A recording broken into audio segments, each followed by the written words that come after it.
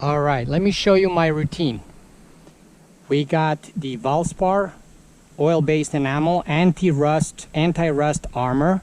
It's a base, and then they can tint it to any color you want. I bought this at Lowe's. That's where they have it. They have a gloss pastel base, that's for lighter colors, and then they have the clear base, which is for darker colors.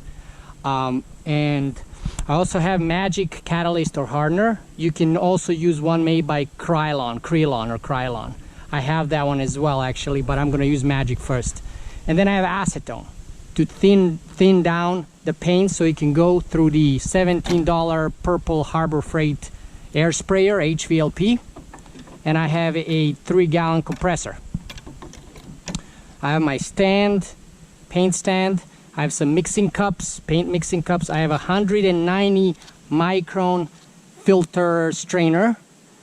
The filter that comes in with the gun, it goes in here right where the cup goes. You remove that filter because that clogs. You're going to use this to drain all the to get all the particles out that you don't want and get a clean paint inside the gun. So let me show you acetone for thinning it out. The ratio between paint, acetone, and catalyst is 4:3:1. So I'm gonna put 8 ounces of paint, 6 ounces of acetone, 2 ounces of catalyst. I'm gonna mix that up in a mixing cup. So let me show you my routine here. So I have 6 ounces already of acetone that I put in to clean the cup. So you'll see that routine. So I don't need to add acetone there because sometimes I put too little, so then I have to add to 6. And then I have this can strainer thingy that's very useful. So I'm gonna add 6 plus 8, that's 14 ounces. So I'm gonna get up to 14 ounces with the paint. And the cup has lines every 2 ounces. Okay, that's it. That's 14 ounces. And then I need 2 ounces of catalyst. So that's up to 16 ounces. So I'm gonna add that. Let me mix first. You can use the dollar store whisk that you put in a drill to mix, or you can get these mixing sticks at Lowe's too, or on Amazon. I'll post the link in the description for everything. I chose Valspar Anti-Rust Armor because it's tintable, whereas the Rust-Oleum, you can also use that. You got to use the oil-based enamel Rust-Oleum. Don't use house paint. That one is not tintable. So that's why I went with Valspar at Lowe's. I can tint it to any color. Alright, so we're getting up to 16 ounces. There we go. We got 16 ounces. And then now I'm going to mix this up. The Rust-Oleum has maybe 15 to 20 colors you can choose from. They're already pre-made, and if that works for you, great. If you want it tinted, get Valspar Anti-Rust Armor at Lowe's. Somebody said in Menards you can tint Rust-Oleum oil-based enamel, but I don't have Menards here, and not all states have it, and I'm not sure if that's true. I just heard somebody said it. Okay, I mixed that up. So now I have my filter here, filter slash strainer, whatever, and then I'm gonna put the mix again, and you want to try to hit the paper part of the strainer, because if you try to do it right there where the mash is, it's gonna like miss the cup. So this keeps it centered. I learned that the hard way. Okay, so ratio is 4:3:1 between paint, reducer, which is acetone, and the hardener. I chose acetone because it dries faster than using like a paint thinner. Alright, so now I'm gonna close this so nothing falls in. And I'm gonna get back to my cup, and I'm putting the filter in, and I need to clean the filter with acetone. So I pour some acetone in there to clean the filter so I can reuse it. And I try to get it up to 6 ounces because I know I'm gonna need 6 ounces for the next batch. I gotta cover this so nothing falls in, and then I kind of swish it around so it reveals the measuring part. I can get a stick and kind of swish it around to get up. I need up to 16. There you go, it's clean now. So I can just leave that in there. And I'm gonna use that acetone for the next batch. Okay, I covered that up with a filter so nothing falls in. We're good, everything is closed. Acetone is closed. Now we go back to paint. And all right, so I want to say that I added a inline filter to separate oil and water, and I added a pressure regulator, and I set it up to 70 psi, no more than 70 psi, 65, 70. And over here, if you press it once in a while, this get the water out, the filter and the oil. See? So only dry air goes inside. Okay, now it's good. All right. This knob controls the air, how much air gets shot through the gun. This knob controls the fan, how wide it is, because you can make it a circle, you can make it pretty wide. You want to make it wide, pinky to thumb, and the distance the gun should be from the surface is pinky to thumb. Okay, and you can practice on a cardboard or something. I already had this set up. So, and this knob over here controls how much fluid you want to go through. I actually have it almost all out. Okay, so now you're keeping it pinky to thumb from the surface, and what you want is you want to start moving. You keep the gun always parallel to the surface. Don't do like a curve. Keep it parallel, pinky to thumb distance, and you want to start moving, but don't press the trigger yet. Once you start moving after a little bit, then you press the trigger and it starts shooting paint, and then you release the trigger, but you keep moving the gun. And you keep going that back and forth. You overlaps about 70% each line of paint, right? So let's go and try this over here.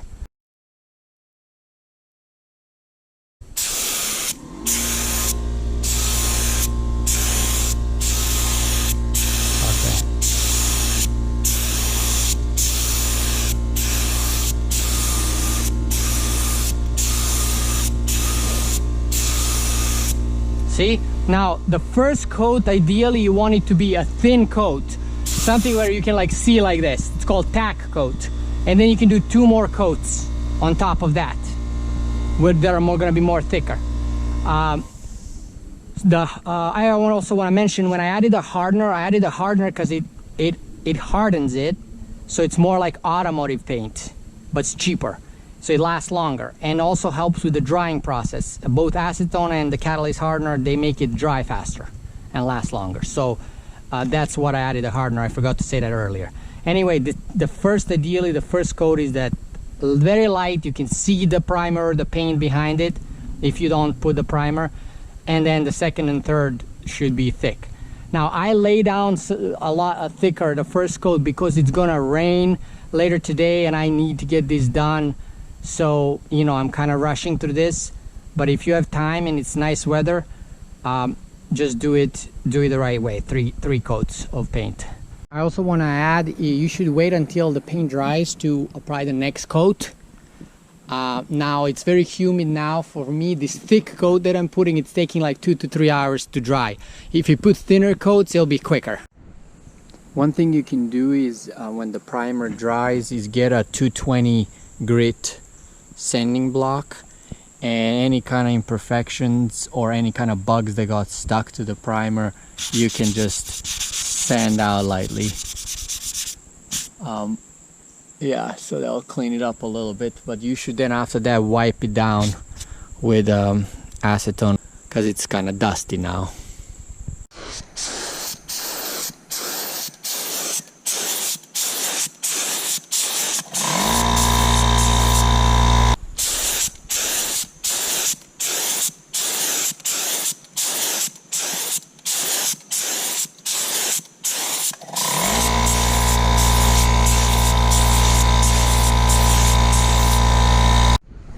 So when you're painting it, you're spraying it, you wanna make it so it's consistently wet everywhere.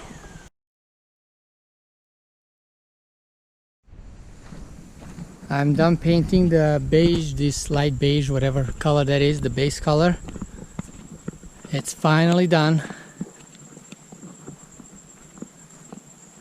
And then I didn't paint the bumpers because they're going to be a different color.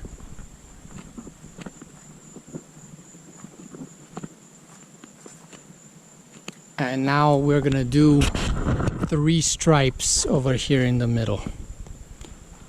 So down the length of the bus and in the back. So I need to mask for those. Let me show you how I'm cleaning the gun after I'm done using it. I take some of the acetone. I pour inside. Close it off. Close the hole up at the top, the air vent. Shake it.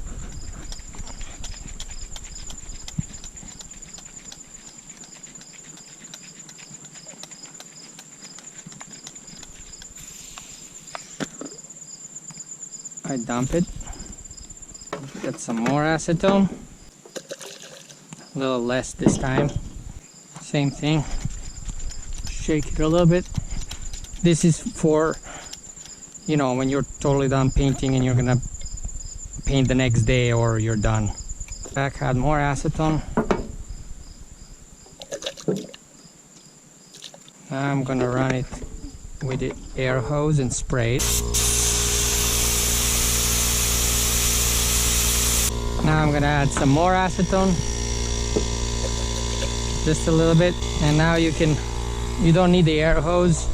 You just let it come out like this until it's clear. Acetone is coming out, and then I actually leave some acetone inside. Also leave acetone inside until, you know, tomorrow, and I'm gonna use it again. I take this, unscrew it, and I put it in a acetone bath. So I just have another cup with acetone in there, and it goes inside. I wash it there. Let me put the gun away. I close it, and then you can put the gun in storage, you know. You can also get the cap and put that into acetone if you wanna clean that. So just trying to wash it around, and you can leave this for 10 minutes, 20 minutes in there baiting. Overnight too, doesn't matter. But yeah, so leave that for a while and then you're done, you know. And the acetone inside, I think it helps keep it clean and not clogged. Okay, that's it.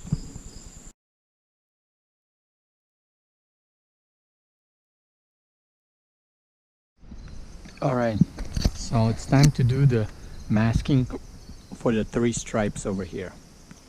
And we've decided to have 1 stripe go exactly over this rub rail and continue.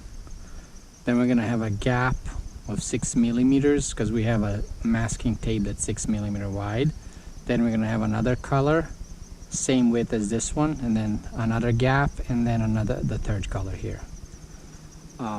So I'm measuring the distance from the edge of this one until over here, actually like this. So that's 11 inches from this rub rail. So I got a pencil and I'm marking everything, you know, 6, 7, 8 inches. I'm marking the 11 inches from the bottom rub rail because I want to put that precision 6 millimeter tape there to have that gap that will be this color, so that will not get painted. Oh, I still need to also do the top side of the rail, rub rail, mark that line where the masking tape is going to go. And the rub rail is 4 inches and a quarter wide, so 11 plus 4 and a quarter, that's 15 and a quarter. There we go, 15, so I have to mark 15.25 over here. Going along, that's gonna be the top line. Yeah, keep doing that.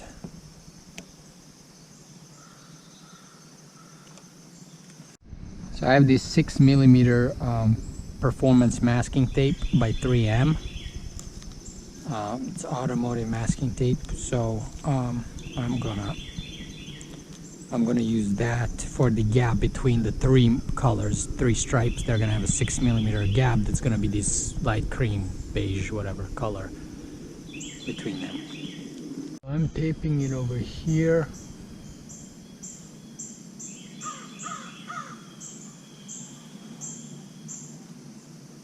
And then I'm gonna see if I can do these bigger sections.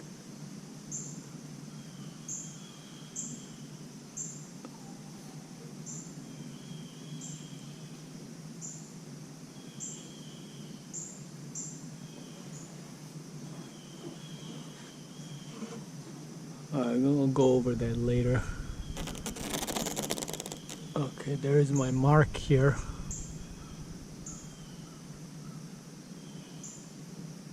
So I'm gonna get this corner.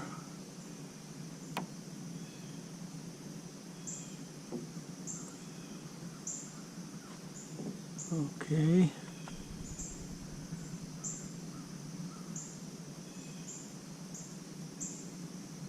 Another corner right there, see? I should take something to press it in. Okay, with my nail. But yeah, you can get one of those plastic putty knives or scrapers. Just the plastic ones. Okay, so I'm gonna go over here. It's trickier on these rivets.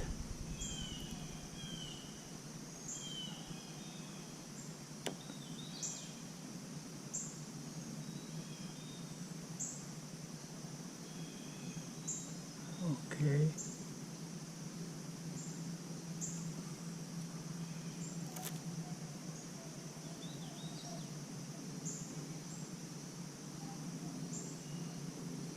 Got it on my mark. Now it should be a little easier. Let's see if I can stretch this all the way here.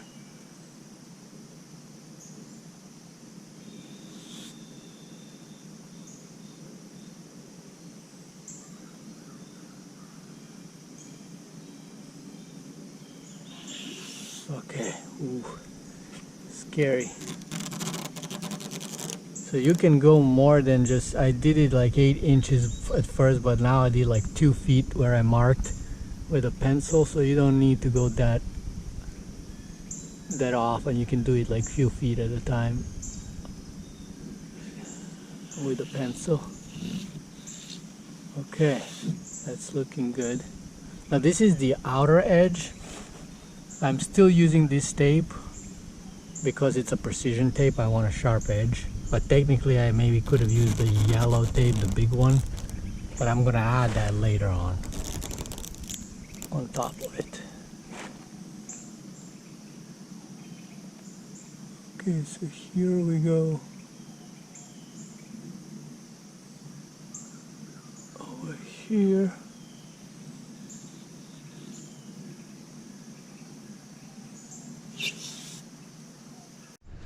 I'm taking one of these scrapers, and this one is actually a little too wide, obviously, but I can't find the narrow one that I have. So I'm just gonna go and press on this, and yeah, get that tape really on the bus. I want that sharp line.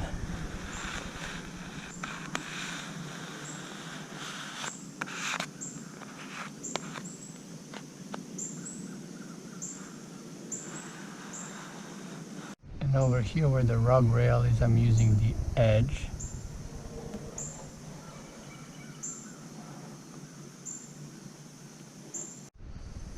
Okay, so I'm stretching it up. I'm positioning it where I marked, and then I'm just using my fingernail to push it around the corner. So I've taken a piece of the rub rail that I cut off before, and I taped it all around so it doesn't scratch up the bus, and I'm using it as a template to mark the next place for the next this precision tape. So I just put it like this, and boom, now we have a line that's exactly the width as this one, as the rub rail, because that's what I'm trying to do, equal distance. I have finished all the 4 lines. It was a little tricky around these spots over here. I had to cut the tape and then continue it. So yeah, we'll see how it turns out. I finished the back too, and where the door is I went in. So I opened the door and I went in around. I had to interrupt it over here and extend it, but you want to try to make it all in one go as much as you can. There we go. Over here too, I looped around behind the door. When you go around these rivets, you really press this in to get it all tight. Alright, so now I want to mask above and below the 3 lines. I already did the top line with some masking film that's 2 feet wide, but I found this masking film that's 2 feet wide by 90 feet roll, and it already has tape on it, so that's gonna work out great. I don't have to use a separate tape to mask this, so I'll show you. There we go. So I'm not unraveling it down, so I'm just taping it like this, and I'm doing it overlapping on the green precision tape. Okay, just going around.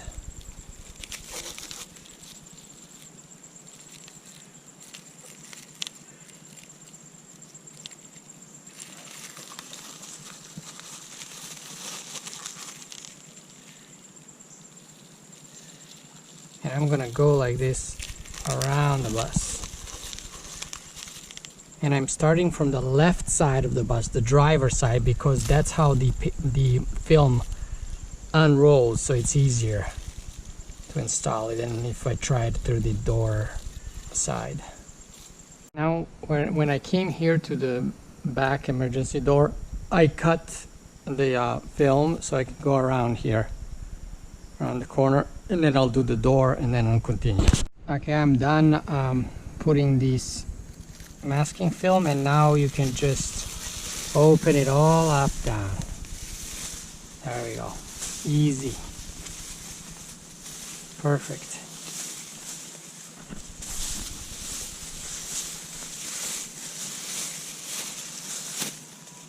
There we go. And then I'm gonna add here and there some tape.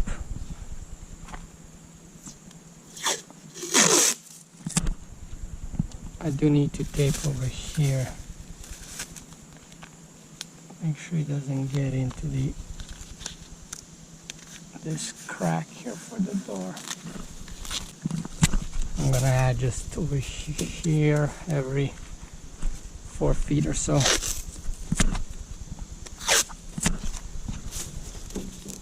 Stretch it out to get the most coverage.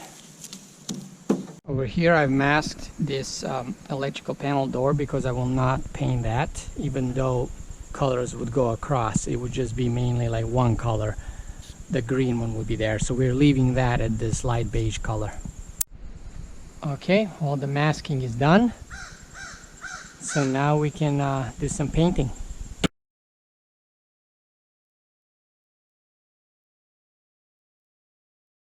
First step of painting the 3 stripes is actually to paint some more of the base color, this light beige.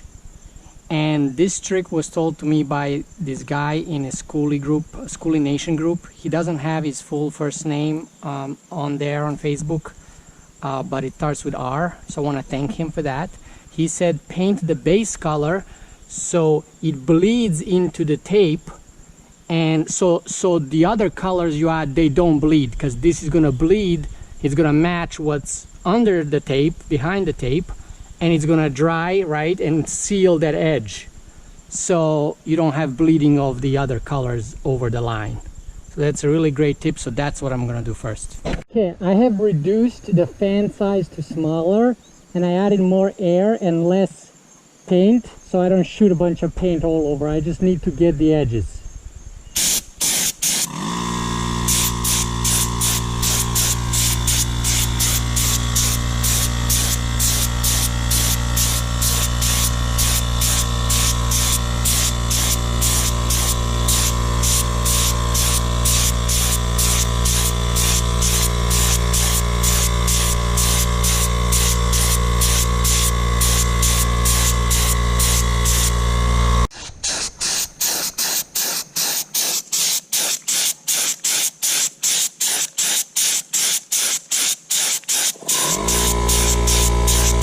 Okay, it's all done.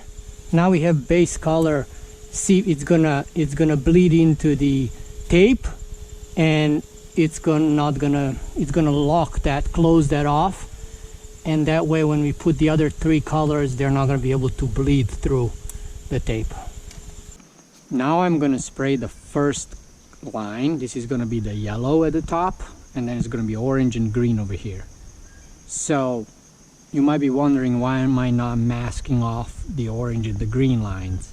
Well, I'm thinking is when I apply the yellow, some of it will go over into the orange, but that's fine. I'll later on mask the yellow off when I'm done, and then when I apply the orange will cover the yellow that went over the line. And then I'll mask the orange and do the green. So I'm applying this first coat as a very light coat, pack coat.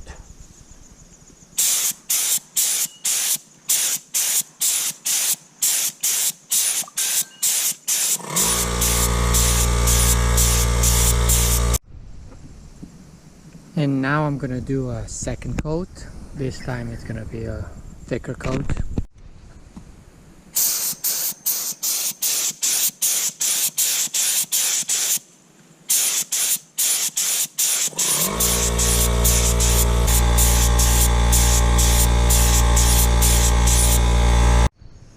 Looks like I don't need to do a third coat. I applied a second coat thick enough to cover everything up here and even it out. So yeah, I don't need I can just, if I had made it thinner, I would have had to get a third coat. So I have more of this masking film with tape on it, so I'm gonna try to do that to mask the yellow off.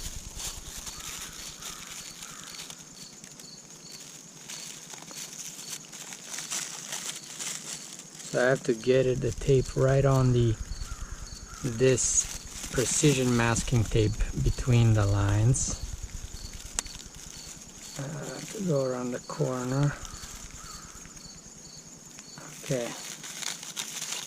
So now I'm installing it upside down.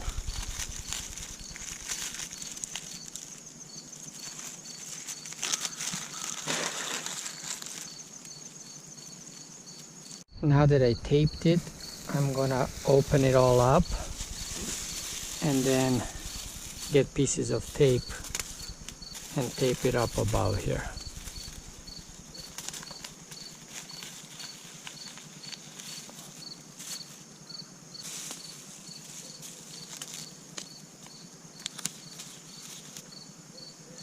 Like that, you see. So now the yellow is covered over here, and I can do orange.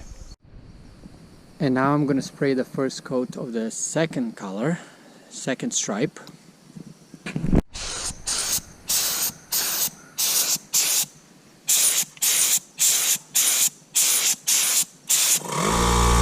I'm going to do the bumpers the same orange color as that one stripe.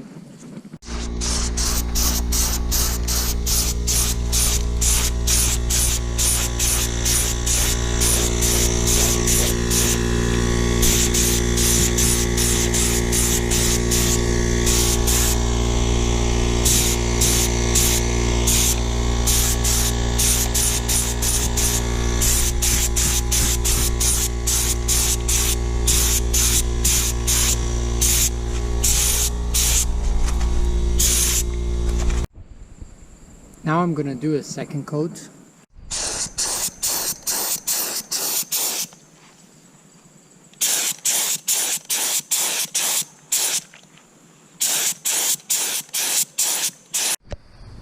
And now I gotta mask the orange color so I can spray the teal.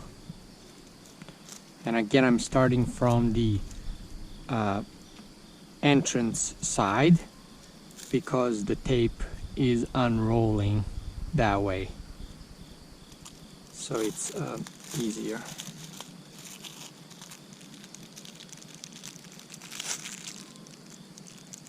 Now I'm just going around where all the seams are and rivets, and I'm just flattening that tape down so no paint can get through.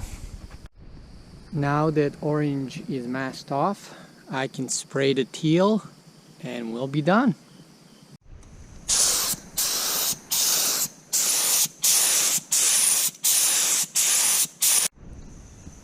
Just wanted to give you one little tip. When you're waiting between the coats and you clean your air sprayer, you should put some of the acetone in it and squirt it out a little bit so it comes out and it's staying inside. You see, it's keeping that wet and not clogged up. That works for me quite well. And then I can get that all out when I'm ready for the second coat and put the green in. Now I'm gonna do a second coat. I finished the second coat, I just didn't record myself doing it. But it's still wet. But I'm done.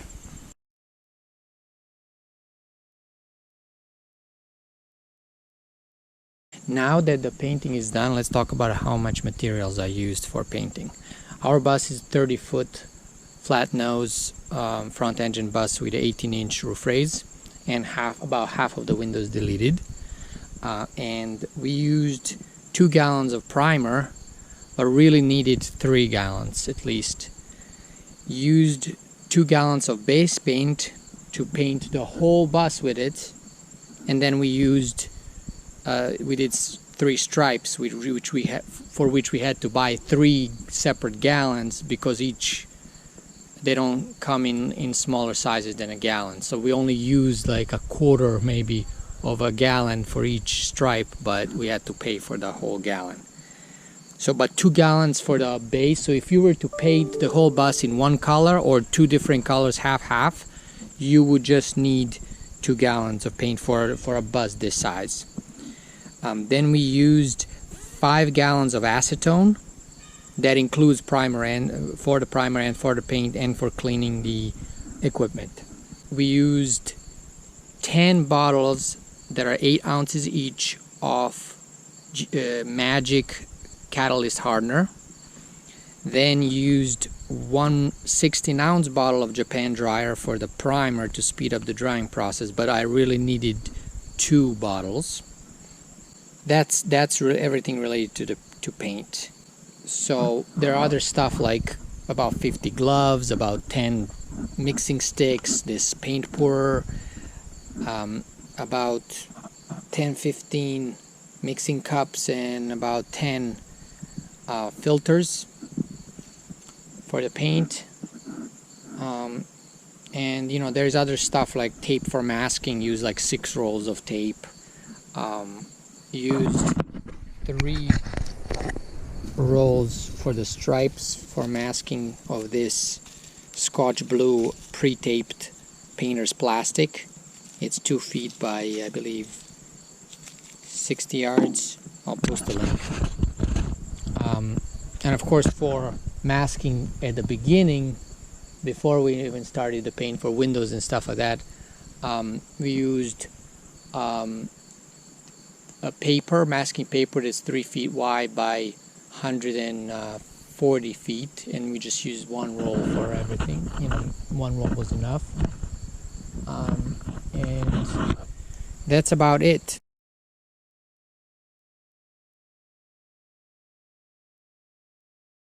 Now we can talk about the cost. 2 gallons of primer cost us $136.87. 2 gallons of the base paint, which is that light beige, was 96.84. Then we had to get 3 gallons for the stripes, because there are 3 different colors. If you don't do that many colors, it's going to of course cost you cheaper. For those 3 gallons it was 145.26. We used 5 gallons of acetone, which comes up to 120.99. 10 8-ounce bottles of catalyst hardener, which costs $231.6. 1 16-ounce bottle of Japan dryer, it cost $21.08, but really we needed 2 bottles. That's about it. So if you do 1 or 2 colors, right, when you only need 2 gallons of paint, the total cost of the paint and all the other paint related stuff, the mixing stuff, cost $607.35. But us, because of the three stripes that we did on the side, it cost us $752.61. This does not include the tape and other stuff. This cost is just paint, acetone, and that stuff that's mixed with paint. It does not include gloves, cups, and all that other stuff.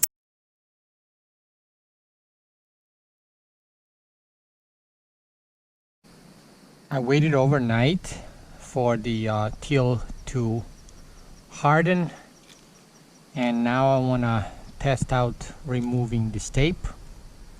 I'm starting from the back of the bus because there's some paint touch-ups I need to do at other parts, so I just wanted to test this out over here. So here now I'm taking just the film, and the fine line tape is right there, so that's what really is important. So let's see if I can grab it over here. I'm gonna cut this. That is nice.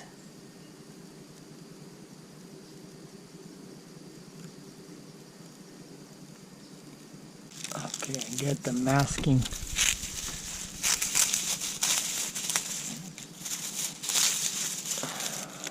Masking of the orange. Okay. Now I gotta do the fine line.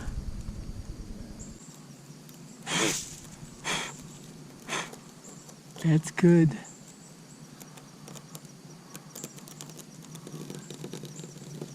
It's making a mess, but it is a fine straight line, no bleeding at all.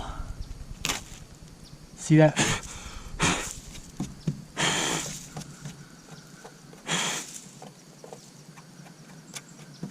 I gotta just get the air compressor and blow this off with air. Oh, that's nice.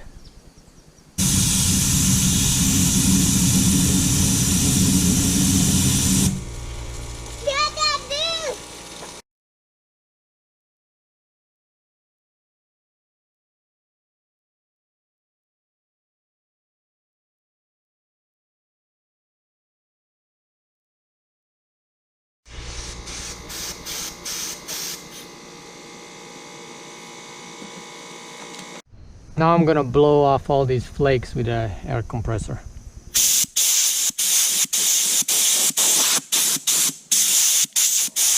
So the lines are perfect. There is no bleeding anywhere.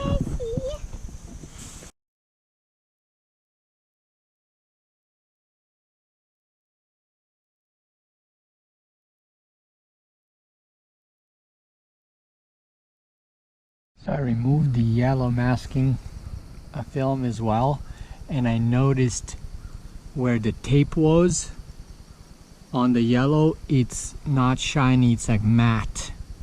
I think I installed this tape, masking tape, too soon before the yellow fully cured, and the tape damaged the paint, made it all matte. So that's not good at all. When you're from far away you don't notice it really, but if you like closer you can totally see it there. Whereas we didn't have that problem with the green and the orange because I waited long enough. So that's a mistake I made, and that's something important that you should pay attention to and make sure you let the paint cure fully before you start taping and masking stuff on it, putting tape on it and masking. Yeah, so I don't know how I'm gonna fix this. Okay, the issue is not happening on the left side of the bus. So I opened it up. I opened it up on the right side, and it's happening here. A little less than the back, but it's happening. So really the right side is what only has the tape issue. The left side doesn't. The right and the back.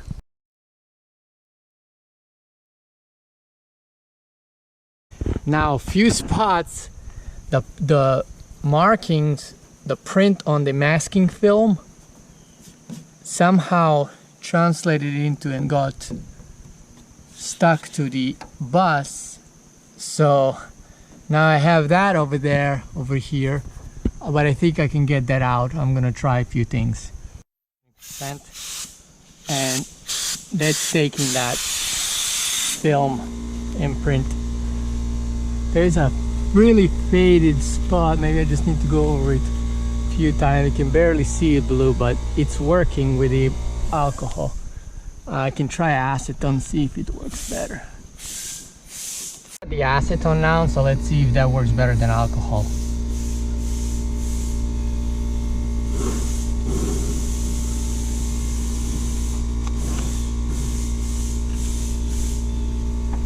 Actually, alcohol is not taking any more off than the acetone did, so that probably worked the same. Okay, there it's good now. You just have to go over it multiple times with alcohol. Now it's gone. I want to add that this blue that imprinted from the masking film to the bus, that's my fault, because I installed the film backwards and I flipped it up, so the side that had the blue print on was facing the bus, and it should be installed where it's not facing the bus, so this doesn't happen.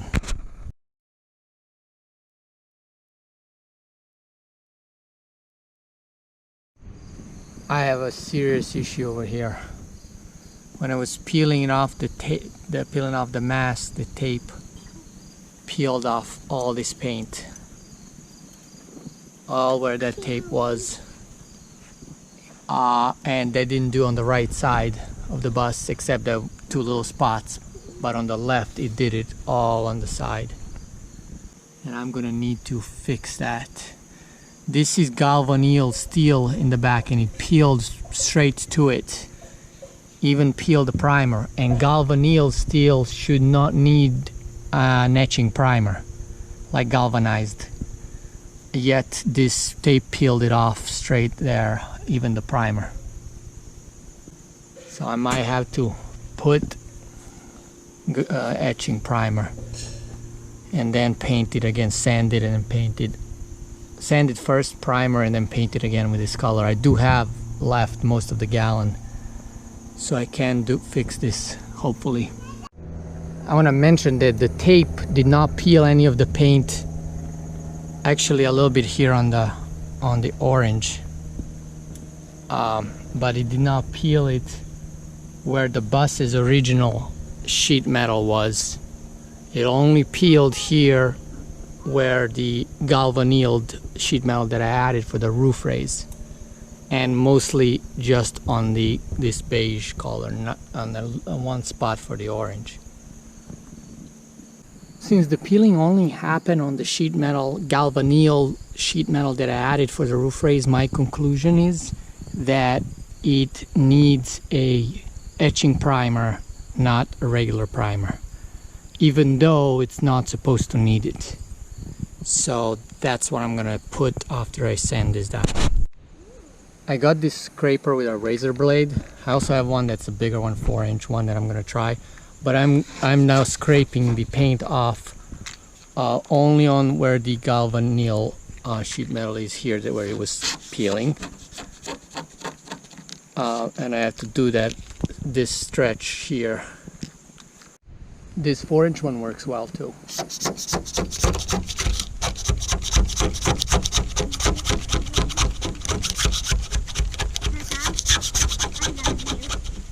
I love you too. Now I'm using a razor blade, and I'm cutting the edge here where the yellow begins. that way I can peel up to that point. And I do the same thing above here where the galvanneal meets the buses sheet metal. I just cut that, follow that line.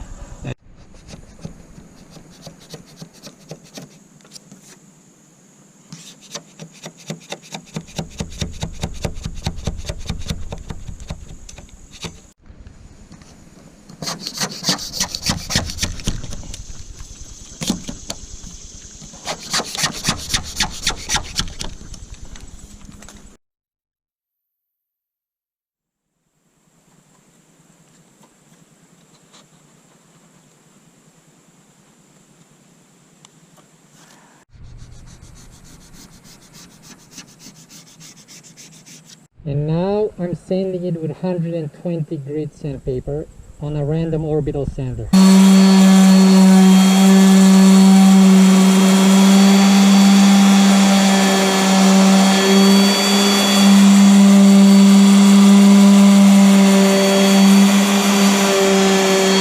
Since some of the yellow actually flaked off when I was removing the beige, I'm gonna just sand this edge of the yellow, and because I'm gonna have to respray it anyway to fix this bad edges.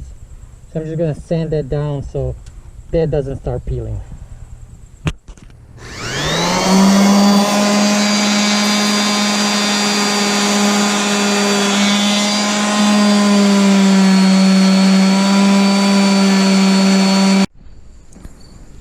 I finished sanding it, and I also blended in the edge of the yellow because I have to spray that again anyway because the parts of the edge got chipped. So I blended it in so it's not a sharp edge but it's smooth, and I'm gonna prime that, and then I'll be able to later paint them and mask and paint them separately. I got soap and water now and just a microfiber cloth, and I'm gonna wash this.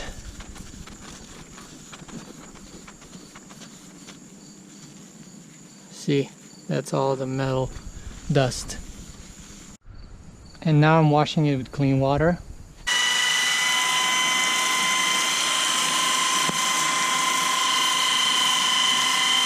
Now I'm wiping it all down with a clean microfiber cloth. Now I got masking tape, and I'm putting it down here on the orange because I need to mask that off so I can put primer on above, and I have to get it right on the line. Okay, I masked everything off, up and down, and now I'm gonna get the primer. This is the primer I got. This is Rust-Oleum Automotive Primer, Universal Bonding Primer. And it also says rust, stops rust. So this says in the description that it bonds to hard to bonding surfaces, difficult surface, firmly bonds top coat to difficult surfaces. One of the things it lists is galvanized steel. So that if it works for galvanized steel, it should work for galvanneal as well. So I shook the can for about a minute. Now I'm gonna do it.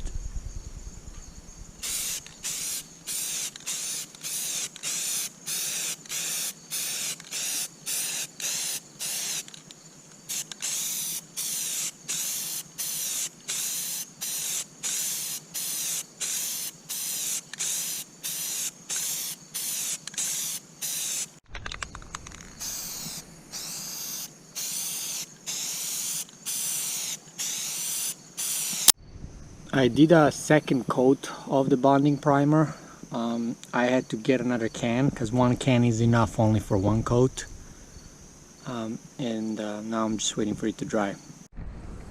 I want to mention that this particular primer is kinda comes rough on the surface. It's not smooth, so you probably want to sand it down a little bit. I didn't do that, and my surface is not as glossy as the rest of the bust. You can also get primers that are called just etching primer. You know, you can get it for galvanized steel and it will work for galvanneal as well. This one is just called bonding primer. Now that the bonding primer is dry after a few hours, I'm gonna apply the base color, the light beige. Very light coat first.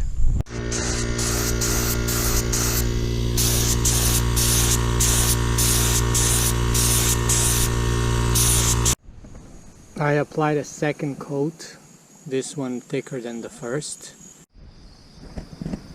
So I put more of the 6mm fine line tape right where the gap between the two colors is, between the yellow and orange. And then I just covered it with regular tape so the bottom seam doesn't get any paint by accident. So you kind of put it in right in the groove where it used to be, because I have to paint this yellow above it.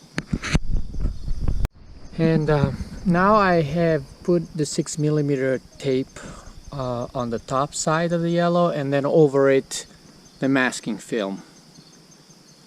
So now we have again the strip that's gonna be yellow. I apply the first coat of yellow.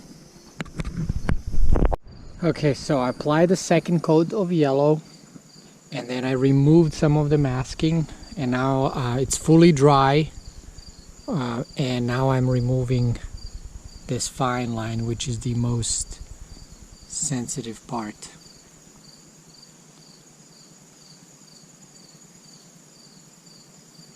So far so good.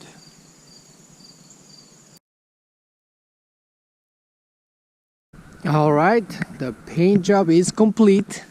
It's actually been complete for 2 months now. I wanted to wait a little bit to see how it's gonna look before I record this part of the video and post it. Bus is looking great. Paint is looking great. You know, it's got some dirt spots from the rain and, you know, dirt, but it's looking great otherwise. I'm very happy with the way it turned out. There we go.